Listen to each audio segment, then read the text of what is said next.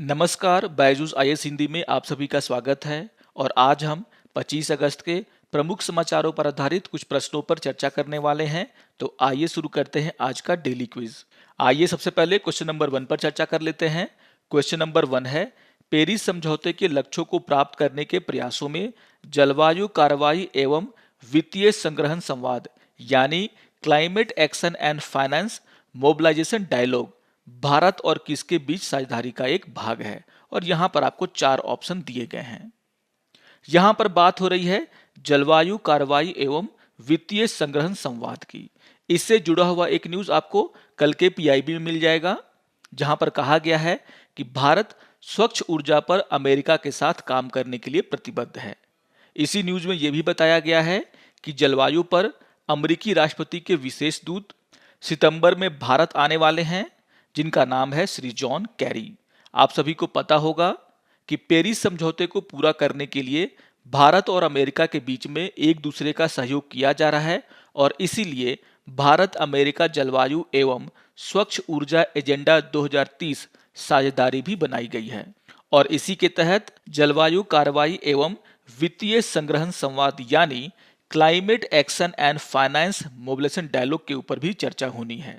और इसके आधार पर देखा जाए तो क्वेश्चन नंबर 1 का आंसर होगा आपका ऑप्शन नंबर सी, संयुक्त राज्य अमेरिका। तो क्वेश्चन नंबर 1 का आंसर है आपका ऑप्शन नंबर सी, संयुक्त राज्य अमेरिका।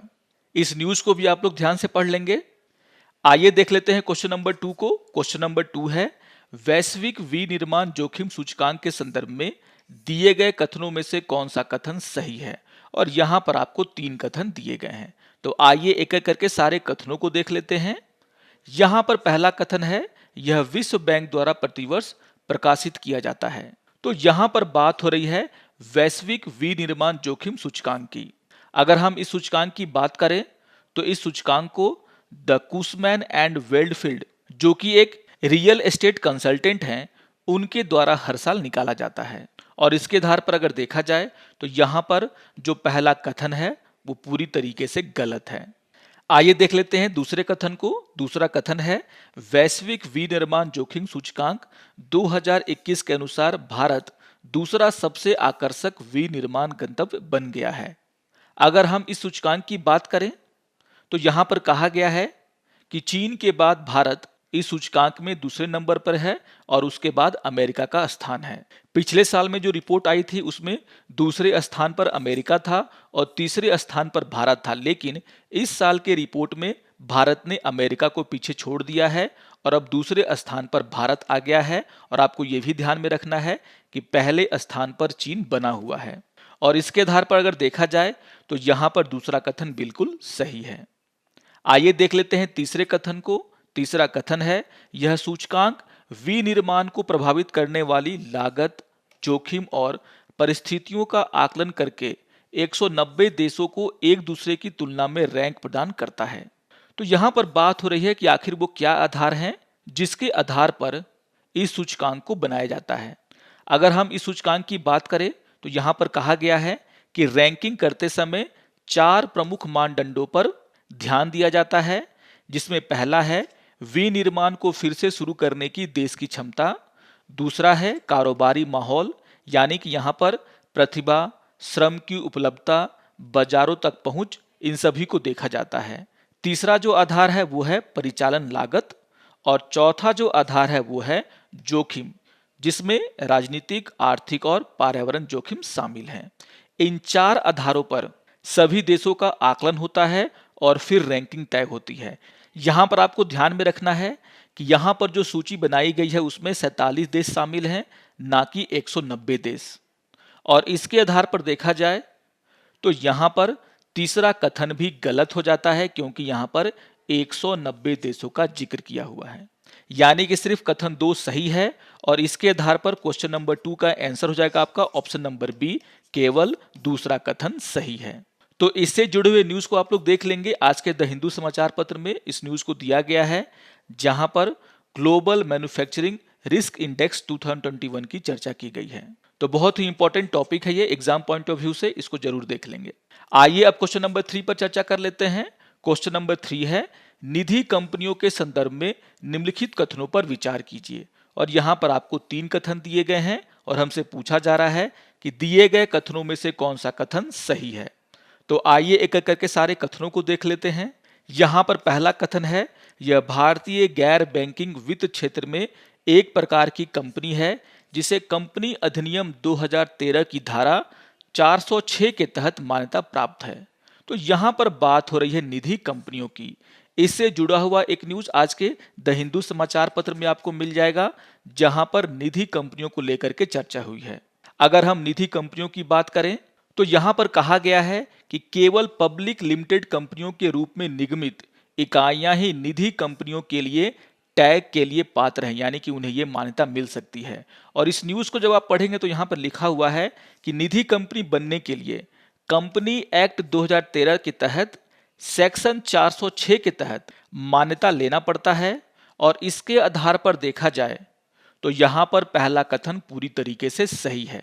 आइए देख लेते हैं दूसरे कथन को। दूसरा कथन है, इसके मुख्य व्यवसाय में इसके सदस्यों या शेयर धारकों के बीच पैसे उधार देना और लेना शामिल है। अगर हम निधि कंपनियों की बात करें तो इन कंपनियों का मुख्य उद्देश्य अपने सदस्यों के बीच में बचत की आदत को विकसित करना है। आपसी लाभ के लिए केवल अपने सदस्यों से जमा प्राप्त करना और उधार देना इन कंपनियों का मुख्य उद्देश्य होता है। और इसके आधार पर देखा जाए तो यहां पर दूसरा कथन भी बिल्कुल सही है। आइए देख लेते हैं तीसरे कथन को।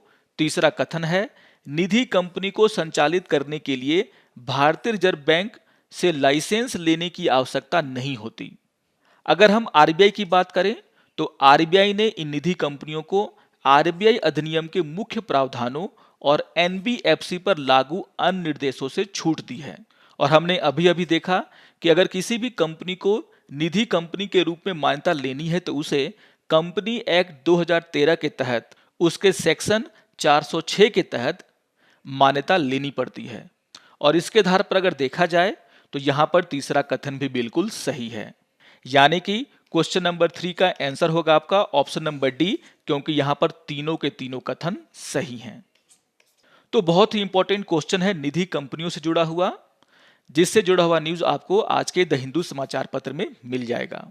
आइए अब क्वेश्चन नंबर 4 पर चर्चा कर लेते हैं। क्वेश्चन नंबर 4 है, लेबनान के संदर्भ में दिए गए कथनों में से कौन सा कथन गलत है। ध्यान रखिएगा, यहां पर आपसे पूछा जा रहा है कि कौन सा कथन गलत है और यहां पर आपको 3 कथन दिए गए हैं। तो आइए एक एक करके सारे कथनों को देख लेते हैं।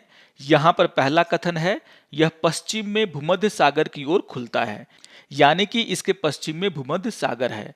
अगर हम इसे मैप में देखें तो यहां पर आपको लेबनान दिख जाएगा। यह है लेबनान, मैं पेन से आपको यहां पर दिखा दे रहा हूं। और अगर आप इसको ध्यान से देखोगे तो यहां पर है मेडिटेरियन सी, जो कि इसके पश्चिम में है। और इसके आधार पर अगर देखा जाए तो यहां पर पहला कथन पूरी तरीके से सही है। आइए देख लेते हैं दूसरे कथन को। दूसरा कथन है, यह इजराइल, सीरिया और जॉर्डन के साथ सीमा साझा करता है। अगर हम इस मैप को देखें तो यहां पर आपको सीरिया दिखेगा, जो कि लेबनान का एक पड़ोसी देश है। इसी तरीके से इजराइल, जो कि येलो कलर से यहां पर दिखाया हुआ है, वो भी लेबनान के साथ अपनी सीमा को शेयर करता है, यानी कि इजराइल भी लेबनान का एक पड़ोसी देश है। लेकिन यहां पर जॉर्डन का नाम दिया हुआ है। यहां पर जो आपको पिंक कलर से दिखाई दे रहा है वो जॉर्डन की सीमा है। और अगर आप ध्यान से देखेंगे तो जॉर्डन की सीमा लेबनान के साथ नहीं मिलती। और इसके आधार पर अगर देखा जाए तो यहां पर दूसरा कथन गलत हो जाता है, क्योंकि जॉर्डन की सीमा लेबनान के साथ नहीं मिलता है। आइए देख लेते हैं तीसरे कथन को। तीसरा कथन है, यह वेस्ट बैंक क्षेत्र को स्पर्श करता है। बहुत ही इंपॉर्टेंट पॉइंट है ये। अगर हम वेस्ट बैंक को देखें तो मैं पेन से आपको दिखा रहा हूं, ये है वेस्ट बैंक का इलाका। और अगर आप ध्यान से देखेंगे तो वेस्ट बैंक किसी भी तरीके से लेबनान से नहीं जुड़ा हुआ है।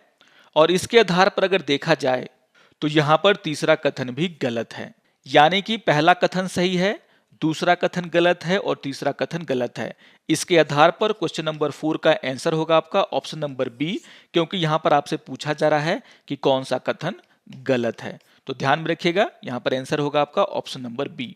तो ध्यान से आप इस मैप को देख लेंगे और इसके आधार पर आप आसानी से इस क्वेश्चन को बना सकते हैं। इससे जुड़ा हुआ एक एडिटोरियल आज के द हिंदू समाचार पत्र में आया है, जिसका शीर्षक है इन फ्री फॉल। आइए अब एक प्रीवियस ईयर क्वेश्चन पे चर्चा कर लेते हैं। और ये क्वेश्चन 2016 में पूछा गया था। क्वेश्चन नंबर 5 है, जैव सूचना विज्ञान में घटनाक्रमों गतिविधि के संदर्भ में समाचारों में कभी कभी दिखने वाला पद ट्रांसक्रिप्टोम किसे निर्दिष्ट करता है। तो यहाँ पर चर्चा हो रही है ट्रांसक्रिप्टोम की। अगर आप यहाँ पर ऑप्शन नंबर बी को देखेंगे, जहां पर लिखा हुआ है किसी जीव द्वारा अभिव्यक्त mRNA अणुओं की पूर्ण श्रृंखला, और यह कथन सही तरीके से ट्रांसक्रिप्टोम को निर्दिष्ट करता है। यानी कि क्वेश्चन नंबर 5 का आंसर होगा आपका ऑप्शन नंबर बी। आइए अब आज के तथ्य के ऊपर चर्चा कर लेते हैं, और आज हम चर्चा करने वाले हैं अंतर्राष्ट्रीय वित्त सेवा केंद्र प्राधिकरण के ऊपर। इससे जुड़ा हुआ एक न्यूज कल के पीआईबी में आपको मिलेगा, जहां पर अंतर्राष्ट्रीय व्यापार वित्त सेवा मंच को लेकर के कुछ बातें कही गई हैं।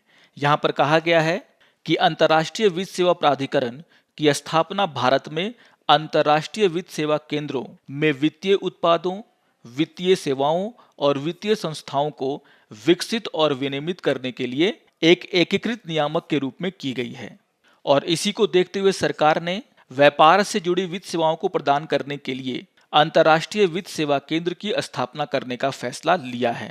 यहाँ पर यह कहा गया है कि यह एक इलेक्ट्रॉनिक मंच होगा जो निर्यातकों और आयातकों को व्यापार वित्त से जुड़ी आवश्यकताओं को पूरा करने के लिए उन्हें कई वित्तीय संस्थाओं तक पहुंच की सुविधा प्रदान करेगा। एक बार इसका संचालन शुरू हो जाने पर यह आयातकों और निर्यातकों को कई तरह की सुविधा प्रदान करेगा। आयातकों और निर्यातकों को ऋण की व्यवस्था कराने में उनकी मदद करेगा, और इन सभी की चर्चा इस न्यूज में की गई है। तो इस न्यूज को आप लोग ध्यान से पढ़ लेंगे, जहां पर अंतर्राष्ट्रीय वित्त सेवा प्राधिकरण की चर्चा की गई है। आशा करता हूं कि आपको आज का ये डेली क्विज पसंद आया होगा। सारे क्वेश्चंस बहुत ही इंपॉर्टेंट टॉपिक से जुड़े हुए हैं, तो आप इन टॉपिक को रिवाइज कर लेंगे। और अगर आपको ये वीडियो अच्छा लगे तो आप जरूर इसे लाइक करें, शेयर करें और दूसरों को भी सब्सक्राइब करने के लिए प्रेरित करें। तो मिलते हैं डेली क्विज के अगले अंक में, तब तक के लिए नमस्कार और धन्यवाद।